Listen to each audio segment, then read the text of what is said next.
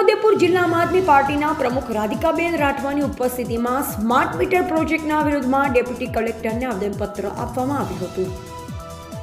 છોટાઉદેપુર જિલ્લામાં આદમી પાર્ટીના પ્રમુખ રાધિકાબેન રાઠવાની ઉપસ્થિતિમાં સ્માર્ટ મીટર પ્રોજેક્ટના વિરોધમાં છોટાઉદેપુર જિલ્લા સેવા સદન ખાતે ડેપ્યુટી કલેક્ટરને આવેદનપત્ર આપવામાં આવ્યું અને તેઓએ જણાવ્યું હતું કે દિલ્હી અને પંજાબની જેમ ગુજરાતમાં પણ માસિક 300 યુનિટ વીજળી મફત આપવા માંગ કરી હતી અને આ પ્રોજેક્ટ ગરીબો માટે નુકસાનદાયક છે।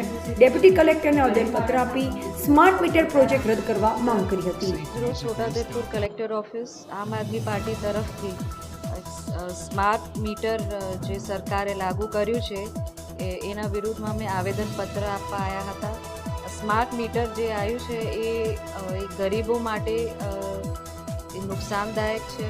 અમે એ પણ રજૂઆત કરવા માંગીએ છીએ કે દિલ્હીમાં જેવી રીતે 300 મીટર ફ્રી વીજળી આપે છે એવી રીતે ગુજરાતમાં પણ 300 યુનિટ વીજળી આપે। સ્માર્ટ મીટર એટલે પ્રાઇવેટ કંપનીઝને જ ફાયદો થાય છે, આમાં ગરીબ પ્રજા પીસાય છે। જે રીતે યુનિટ્સ અને જેટલા લાખો રૂપિયા હમણાં આપણે જોયું કે એમને જે બિલ આવ્યું છે એ ગરીબ જનતા ક્યાંથી ભરશે? અને વીજળી જે છે એ જરૂરિયાતની વસ્તુ છે। ફોન જેમ તમે એને રિચાર્જ કરાવો, ફોન આજે ચાલે ના ચાલે, નેટવર્ક આવે ના આવે થાય છે, પણ વીજળી તો જરૂરિયાતની વસ્તુ છે જે દિવસે અને રાતે જરૂરી છે।